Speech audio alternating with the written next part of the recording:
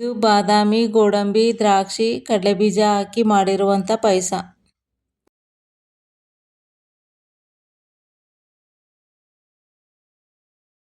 ಇವತ್ತು ಪಾಯಸ ಮಾಡ್ತಾಯಿದ್ದೀನಿ. ಅದಕ್ಕೆ ಗೋಡಂಬಿ, ಬಾದಾಮಿ, ಕಡಲೆಬೀಜ, ದ್ರಾಕ್ಷಿ ಇಷ್ಟನ್ನು ತೊಳೆದಿಟ್ಕೊಂಡಿದ್ದೀನಿ. ಮತ್ತು 2 ಚಿಪ್ ಬೆಲ್ಲ ತುರಿದಿಟ್ಕೊಂಡಿದ್ದೀನಿ. ಅರ್ಧ ಚಿಪ್ಪು ಕಾಯಿ ತುರಿದಿಟ್ಕೊಂಡಿದ್ದೀನಿ, ಹಸಿಕಾಯಿ. 1/4 kg ಶಾವಿಗೆ ತಗೊಂಡಿದ್ದೀನಿ. ಅದನ್ನು ಇನ್ನೂ ಎಣ್ಣೆಲಿ ಹುರ್ಕೊಂಡಿಲ್ಲ, ಹುರ್ಕೋಬೇಕು. ಆಮೇಲೆ 3 ಏಲಕ್ಕಿ ತಗೊಂಡು ಪುಡಿ ಮಾಡಿ ಇಟ್ಕೊಂಡಿದ್ದೀನಿ. ತೊಳೆದಿಟ್ಕೊಂಡಿರೋ ಡ್ರೈ ಫ್ರೂಟ್ಸು ಮತ್ತು ತೆಂಗಿನಕಾಯಿ ತುರಿನ ಹಾಕ್ಕೊಂಡು ರುಬ್ಕೋತೀನಿ. ಇವಾಗ ಜಾಸ್ತಿ ನುಣ್ಣಗೆ ರುಬ್ಕೋಬೇಡಿ, ತರಿಯಾಗಿ ರುಬ್ಕೊಳ್ಳಿ. ಈ ಶಾವಿಗೆನ ಹುರ್ಕೊಳ್ತಾ ಇದ್ದೀನಿ. ಇವಾಗ ಎಣ್ಣೆ ಹಾಕಿದ್ದೀನಿ ಆಲ್ರೆಡಿ ಸ್ವಲ್ಪ.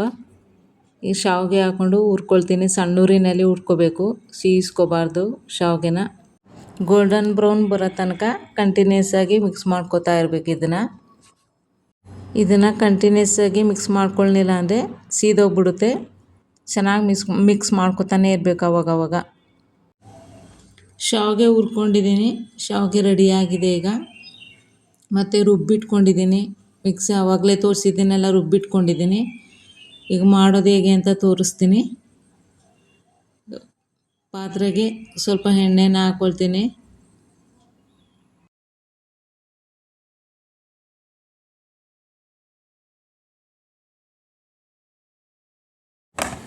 ದ್ರಾಕ್ಷಿ ಹಾಕ್ಕೊಂಡಿದ್ದೀನಿ,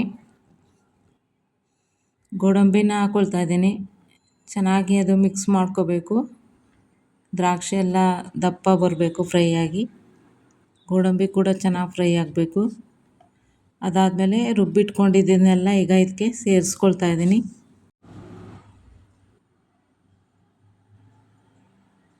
ಚೆನ್ನಾಗಿ ಮಿಕ್ಸ್ ಮಾಡ್ಕೋಬೇಕು. ಅದನ್ನು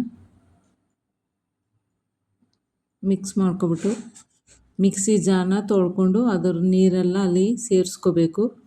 ಪಾಯಸನ ತುಂಬ ಗಟ್ಟಿನೂ ಮಾಡ್ಕೊಳ್ಳಲ್ಲ, ತೆಳುಗೂ ಮಾಡ್ಕೊಳ್ಳಲ್ಲ, ಒಂದು ಮೀಡಿಯಮಾಗಿ ಮಾಡ್ಕೋತೀನಿ ನಾನು. ಇದನ್ನು ಕುದಿಸ್ಕೋಬೇಕು. ಚೆನ್ನಾಗಿ ಮಿಕ್ಸ್ ಮಾಡ್ಕೋತಾ ಇರಬೇಕು ಆವಾಗವಾಗ, ಇಲ್ಲಾಂದರೆ ತಳ ಹಿಡಿದ್ಬಿಡುತ್ತೆ. ಇವಾಗ ಸ್ವಲ್ಪ ಶಾವಿಗೆನ ಹಾಕ್ಕೊಳ್ತಾ ಇದ್ದೀನಿ. ಜಾಸ್ತಿ ಹಾಕ್ಕೊಳ್ಳಲ್ಲ ನಾನು, ಈಗ ಆಲ್ರೆಡಿ ಗಟ್ಟಿ ಇದೆ, ಅದಕ್ಕೆ ಸ್ವಲ್ಪ ಶಾವಿಗೆ ಹಾಕ್ಕೊಂಡಿದ್ದೀನಿ. ಹಸಿ ವಾಸನೆ ಹೋಗೋವರೆಗೂ ಚೆನ್ನಾಗಿ ಮಿಕ್ಸ್ ಮಾಡಿಕೊಂಡು ಬೇಯಿಸ್ಕೊಳ್ಳಿ. ಬೆಲ್ಲ ಹಾಕ್ತಾಯಿದ್ದೀನಿ ನಾನು. ನಮ್ಗೆ ಎಷ್ಟು ಬೇಕೋ ಅಷ್ಟು ಸ್ವೀಟ್ ಹಾಕ್ಕೋತಾ ಇದ್ದೀನಿ ನಾನು.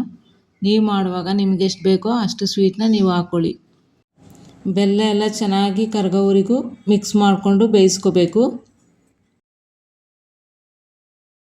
ಬೇಯಿಸ್ಕೊಂಡಾಗಿದೆ. ಇವಾಗ ಏಲಕ್ಕಿ ಪುಡಿನ ಹಾಕ್ಕೊಳ್ತಾ ಇದ್ದೀನಿ.